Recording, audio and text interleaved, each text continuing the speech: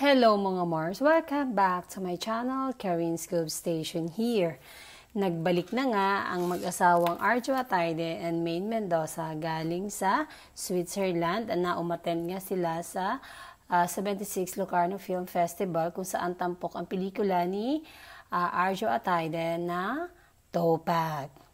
At bumalik na nga ng work si Arjo Atayde and then si Maine Mendoza din, bumalik na rin siya sa EAT kanina na winelcome back nga siya ng kanyang mga legit The Barkads at nagmano pa siya sa kanyang tatlong ninong na ang Tito Vic and Joey. Ayun, sayang-saya ang mga fans at nagmamahal kay Maine na siya ay nagbalik na sa EAT dahil si Maine lang ang nagpapasaya sa kanilang pananghalian at masayang-masaya at ngayon naman ay nag-share si Maine Mendoza ng 10 photo sa kanyang Instagram account na may title na Locarno. Ito, panoorin natin.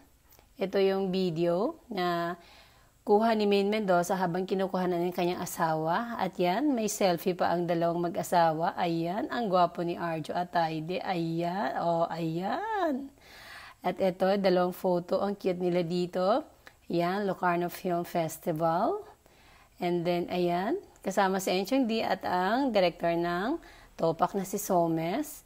Ayan, shoe picture. Ayan, ang cute ni Maine dito. And then, tawang-tawa ako dito, yun, may guhit dyan, tapos inano ni Arjo ang kanyang sarili. Ang cute lang ng kuha. Ito naman ay kuha ni Ma'am Sylvia Sanchez at ipinost nga niya sa kanyang Instagram account. Nag-share din siya ng mga photos and videos sa kaganapan ng Locarno Film Festival kung saan world screening ng Topak at ilang pang mga kalahok diyan sa Locarno Film Festival. Kita nyo naman na ang nakukunan ay ang mag-asawa, si Maine Mendoza, na napakaganda ng ayos, napaka-elegante. Ayan si Enchong D. At nakalimutan ko na yung Michael ba yun? Sorry po. Ayan, ang daming tao. Ang ganda ng caption dito ni Ma'am Sylvia Sanchez sa kanyang Instagram post. Ayan, andyan ang mag-asawa. Ayan, babasahin ko po sa inyo ang caption ni Ma'am Sylvia Sanchez. Ayan, photo ulit. Ayan. Ayan. Ang pogi eh. Sunod naman silang dalawang mag-asawa. Maine Mendoza and Arjo Atayde. Daming camera. Ayan. And then, ito pa ulit ang kuha ni Ma'am Sylvia Sanchez na napakaganda. Ayan, kasama dito, complete sila. Kasama yung asawa nga niya at ang yung bunsong anak niya na si Sabi and then ang kanyang mister na si Art Atayde. Ang caption ni Ma'am Sylvia Sanchez dito ay sabi niya, sashaying on Locarno's fabulous red carpet is extra special with Team Topak and my family with me. This is a dream come true and a major item in my life's bucket list that become a reality. Indeed, with the right team all on the same page, dreams could really come true. We all work hard with many sleepless nights of coordination and planning, and now here we are. Nothing is impossible with God's blessing, and if we put our minds and hearts together. I am honored to be part of Team Topak. Thank you to at Straw Dog Studio Production, at Fuse Media, and Robin Van Arendt.